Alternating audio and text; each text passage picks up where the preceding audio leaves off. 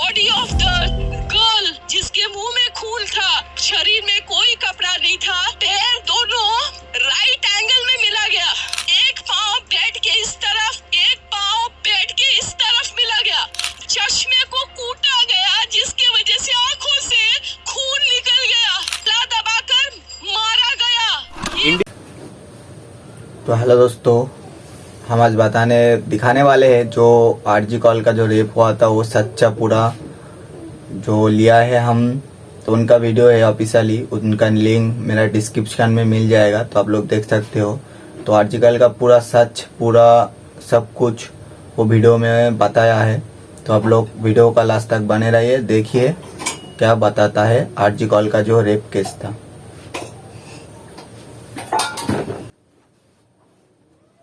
तक को हिला दिया, क्योंकि यह मामला सिर्फ एक मर्डर का नहीं था, बल्कि इससे कहीं ज्यादा खौफनाक केस था। पोस्टमार्टम रिपोर्ट में खुलासा हुआ कि उस डॉक्टर की हत्या गला घोंटकर की गई थी, इतनी ताकत से कि उनका थायराइड कार्टिलेज तक टूट गया था। इस हत्या के पहले डॉक्टर ने अपनी जान बचाने के लिए कोशिश किया था। इसका सबूत उनके शरीर पर मिले कई निशानों से मिला। सबसे डरावना सच तब सामने आया जब डॉक्टर के प्राइवेट पार्ट्स पर घावों के निशान पाए गए। इससे साफ हुआ कि यह सिर्फ मर्डर का मामला नहीं था, बल्कि ये रेप के बाद किया गया एक खौफनाक हत्याकांड था। हॉस्पिटल के परिसर में इतनी बड़ी घटना हो जाती है और किसी को कान खबर तक नहीं होती। क्या उस रात कुछ ऐसा हुआ था जिसे जानकर आप गुस्से से बौखला जाओगे? क्या वहां कोई और था जिसने इस क्रूर घटना को अंजाम दिया? और अगर था तो आखिर कौन था? इन्हीं सवालों के जवाब खोजते हुए हम आज की इस वीडियो में आपको बताएंगे कि आखिर क्या हुआ था उस रात इस मेडिकल कॉलेज के शांत माने जाने वाले परिसर में।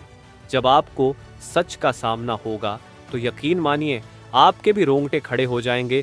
Guys, before starting this video let me tell you कि मैं यहाँ पर उन फीमेल डॉक्टर को श्रुति नाम से रेफर करने वाला हूँ, एंड ये उनका रियल नेम नहीं है, सो कंफ्यूज मत होना। श्रुति एक जूनियर डॉक्टर जो कि कोलकाता के RG Kar medical college and hospital से अपनी डॉक्टर की ट्रेनिंग ले रही थी 8 अगस्त 2024 को। और दिन की तरह श्रुति अपनी नाइट शिफ्ट पर होती है और वह अपनी जॉब कर रही होती है। तभी रात के 11 बजे उन्हें अपनी मदर का फ़ोन आता है, जैसे कि हर दिन आता था, क्योंकि पेरेंट्स को तो अपने बच्चों की चिंता हमेशा होती है। श्रुति की मदर उनसे पूछती है कि क्या तुमने खाना खा लिया और तबीयत वगैरह तो ठीक है तुम्हारी? जिसके रिप्लाई में श्रुति बोलती है कि उनकी तबीयत एकदम ठीक है और वो बस अभी कुछ पेशेंट्स को देखने जा रही है, जिसके बाद वो अपने कलीग्स के साथ बैठकर खाना खाएंगे। अपनी मदर से बात करने के बाद श्रुति पेशेंट्स को देखने राउंड पर निकल जाती है। सारे पेशेंट्स को देखने में और अपना काम खत्म करने में श्रुति को रात के 2 बज जाते हैं, जिसके बाद वो अपने कलीग्स के साथ जाकर हॉस्पिटल कैंटीन में ही बैठ जाती है, जहाँ मिलकर ये लोग अपना खाना भी खाते हैं और साथ साथ थोड़ी बातें भी करते हैं। खाना खाते खाते और बात करते हुए रात के 3 बज जाते हैं और इस वक्त श्रुति थोड़ी थकान सी फील कर रही होती है। तो वो अपनी थकान दूर करने के लिए इस हॉस्पिटल के 4th फ्लोर में बने सेमिनार हॉल में जाकर रेस्ट करने लगती है। श्रुति के रेस्ट करते करते सुबह के 7:30 बज जाते हैं, पर वो तब भी इस सेमिनार हॉल से बाहर नहीं आती, जो कि काफ़ी ज़्यादा अनयूजुअल था, क्योंकि श्रुति कभी भी आधे 1 घंटे से ज़्यादा का ब्रेक नहीं लेती थी। हॉस्पिटल का एक वर्कर जो कि सुबह की शिफ्ट स्टार्ट होने से पहले हॉस्पिटल के सारे रूम्स को चेक कर रहा होता है, और वो ऐसे ही सारे रूम्स को चेक करते हुए इस सेमिनार हॉल की तरफ आता है। जैसे ही वो सेमिनार हॉल के बाहर आकर उसका गेट खोलता है, उसकी आंखों के सामने होता है एक भयानक नज़ारा, जिसे देखकर वो बहुत ज़ोर से चीख पड़ता है। इस वर्कर की चीख सुनकर आसपास के लोग वहाँ इकट्ठा होने लगते हैं और देखते हैं कि सेमिनार हॉल के अंदर श्रुति की बॉडी बिना कपड़ों के पड़ी हुई है और उसके बॉडी पर कुछ ब्लड के निशान भी हैं।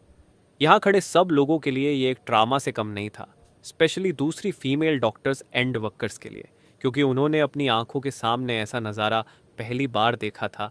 वो भी हॉस्पिटल प्रेमिसेस के अंदर श्रुति की बॉडी को देखकर आसपास खड़े सारे लोग उसे एक स्ट्रेचर पर लेटते हैं और इमरजेंसी रूम में लेकर जाते हैं ताकि डॉक्टर्स उसकी कुछ हेल्प कर सकें। काफ़ी देर तक डॉक्टर्स के स्ट्रगल करने के बाद भी एट द एंड श्रुति कुछ घंटों के बाद अपना दम तोड़ देती है। हॉस्पिटल में कुछ लोग थे जो कि इस मर्डर एंड रेप केस को एक नॉर्मल केस जैसा दिखाने की कोशिश कर रहे थे, जस्ट बिकॉज कि वो इस हॉस्पिटल का नाम बचा सके। बट जब पोस्टमार्टम रिपोर्ट्स आती हैं तो सब दूध का दूध और पानी का पानी हो जाता है। इन रिपोर्ट से साफ साफ पता चल जाता है कि श्रुति के साथ किसी ने ज़बरदस्ती गलत हरकत करने की कोशिश करी, और जब वो इस इंसान से अपने आप को बचाने लगी तो उसने उसका गला घूंट दिया, इवन उसे बहुत बुरी तरीके से मारा भी और फिर उसका रेप भी किया। ये सारे प्रूफ मिलने के बाद ये केस पुलिस को हैंड ओवर कर दिया जाता है एंड पुलिस वाले इस क्रिमिनल को पकड़ने के लिए लग जाते हैं। सबसे पहले पुलिस उस क्राइम सीन पर ही छानबीन करती है जहां ये सब हुआ था।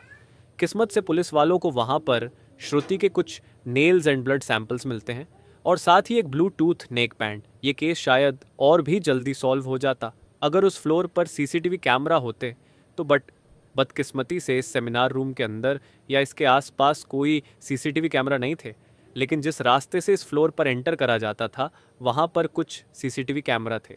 पुलिस वाले इन सीसीटीवी कैमरा में सुबह के 3 बजे से 8 बजे के बीच की रिकॉर्डिंग चेक करते हैं कि इतने टाइम के बीच कितने लोग इस फ्लोर पर आए और गए थे।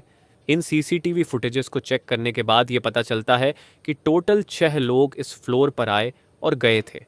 ये पता लगने के बाद पुलिस वाले एक एक करके इन 6 लोगों को पूछताछ के लिए बुलाते हैं कि वो लोग वहाँ पर उस टाइम क्या कर रहे थे। और इन लोगों को इस बीच यहाँ कुछ भी अजीब दिखा कि नहीं। इन लोगों से पूछताछ के दौरान पुलिस वाले उनके फ़ोन का ब्लूटूथ भी ऑन करके चेक करते हैं कि जो ब्लूटूथ हेडसेट उन्हें मिला था वो इनमें से किसका था, क्योंकि आपको पता होगा ही कि एक बार अगर आप किसी ब्लूटूथ डिवाइस से अपना फ़ोन पेयर करते हो तो अगली बार वो उससे ईजीली कनेक्ट हो जाता है। और फाइनली पुलिस वालों की ये ट्रिक काम भी आती है, क्योंकि ये ब्लूटूथ नेक बैंड इन 6 लोगों में से एक आदमी के फ़ोन से कनेक्ट हो जाता है जिसका नाम था संजय रॉय, जो कि एक सिविल वॉलंटियर था। सिविल वॉलंटियर वो लोग होते हैं जो कि पुलिस के अंडर काम करते हैं और उनकी हेल्प करते हैं छोटे मोटे कामों को मैनेज करने में। लाइक आपने बहुत सारे फेस्टिवल्स अनऑथराइज्ड पार्किंग या भीड़ भाड़ वाले एरिया में देखा होगा कि कुछ ब्लू कलर की यूनिफॉर्म्स पहनकर ऑफिसर्स खड़े रहते हैं जिनका काम होता है कि विदाउट एनी रीज़न कहीं पर भी ज़्यादा क्राउड इकट्ठा ना हो। तो अब पुलिस वालों को अपना पहला कातिल मिल चुका था, जिसके बाद वो संजय रॉय से और गुस्से से पेश आने लगते हैं। बट संजय पुलिस वालों की किसी बात का भी जवाब नहीं दे रहा होता क्योंकि वो काफ़ी ज़्यादा नशे की हालत में था। इस बीच पुलिस वाले संजय का फ़ोन भी चेक करते हैं जिसमें उन्हें भर भर के पोर्नोग्राफिक कंटेंट मिलता है, जिससे उनका शक यकीन में बदल चुका था कि संजय ही श्रुति के मर्डर का मेन कल्प्रीट है। इसके बाद पुलिस वाले संजय रॉय को और ज़्यादा डराने लगते हैं एंड फाइनली वो डर कर अपना गुनाह कबूल भी कर लेता है कि उसने ही श्रुति को मारा है और उसका रेप किया है। ये पता लगते ही कुछ पुलिस वाले और प्रूफ्स कलेक्ट करने संजय रॉय के घर जाते हैं, जहां पर उन्हें एक शू मिलता है जिसके ऊपर कुछ खून जैसे ही धब्बे थे। तो पुलिस वाले उसका सैंपल कलेक्ट कर लेते हैं। थोड़ी और तलाशी लेने पर पुलिस वालों को संजय के घर के बाहर कुछ कपड़े सूखते हुए दिखते हैं और ये वही कपड़े थे जो कि उस दिन संजय ने पहने थे, क्योंकि ये सब सीसीटीवी कैमरा में कैप्चर हो गया था, जिससे जाहिर था कि संजय ये प्रूफ मिटाने की भी कोशिश कर रहा था। बट जब संजय को पूछताछ के लिए पुलिस स्टेशन में लाया गया था उस वक्त वो काफ़ी ज़्यादा नशे की हालत में था। तो क्या वो ये सब बस इसलिए कर रहा था ताकि उसे कम सज़ा मिले, जस्ट बिकॉज वो उस वक्त नशे में था? बाद में जब पुलिस वाले उस शू पर लगे ब्लड सैंपल्स को चेक करवाते हैं तो वो भी श्रुति के ब्लड से मैच हो जाता है, which was a solid proof against him. इन सारी रिपोर्ट्स एंड डिटेल्स को एक साथ कंबाइन करके पुलिस वालों को पता चलता है कि उस रात संजय रॉय काफ़ी ज़्यादा नशे की हालत में था और वो रात के 11 बजे हॉस्पिटल में एंटर करता है। संजय अक्सर उस हॉस्पिटल में नाइट शिफ्ट किया करता था, तो उसे यहाँ की काफ़ी अच्छी नॉलेज भी थी कि कहाँ पर कैमरा है और कहाँ पर नहीं। तो वो आराम से इस हॉस्पिटल के 4th फ्लोर पर जाकर बैठ जाता है, क्योंकि वो नहीं चाहता था कि कोई उसे ज़्यादा नशे की हालत में देखे, वरना वो अपनी जॉब से हाथ धो सकता था। 4th फ्लोर पर आते ही वो अपना आराम से सो जाता है। जब उसकी आंख खुलती है तब तक सुबह के 3 बज चुके थे। तभी संजय की नज़र श्रुति पर पड़ती है, जो कि रेस्ट करने सेमिनार हॉल में जा रही थी। श्रुति को अकेला देखकर संजय के इरादे बिगड़ने लगते हैं। वो पहले काफ़ी देर तक इस फ्लोर के चक्कर लगाने लगता है, ये कंफर्म करने के लिए कि कोई यहाँ पर ज़्यादा आ तो नहीं रहा। जब उसे लगता है कि हाँ उसका रास्ता साफ है तो वो 4 बजे सेमिनार हॉल के अंदर एंटर करता है और फिर वहाँ से 4:45 पर बाहर आता है। इन 45 मिनट्स तक श्रुति के साथ इस आदमी ने क्या क्या किया होगा और वो कितने पेन से गुजरी होगी, ये सोच कर ही किसी का भी दिल सहम जाएगा। स्पेशली श्रुति के पेरेंट्स, जिन्होंने इतनी उम्मीद से और सेक्रीफाइसेस करके अपनी बच्ची को डॉक्टर बनने भेजा था, एंड श्रुति अपने पेरेंट्स की अकेली बेटी थी, तो उनके लिए तो ये किसी सदमे से कम नहीं होगा। एंड गाइस, ये केस अभी भी क्लोज नहीं हुआ है और 23 अगस्त तक संजय राय को कस्टडी में रखा जाएगा। इस कातिल इंसान के साथ क्या होना चाहिए, आप कमेंट में ज़रूर बताना, और इस केस रिलेटेड जानकारी देखने के लिए चैनल सब्सक्राइब करें। Thank you.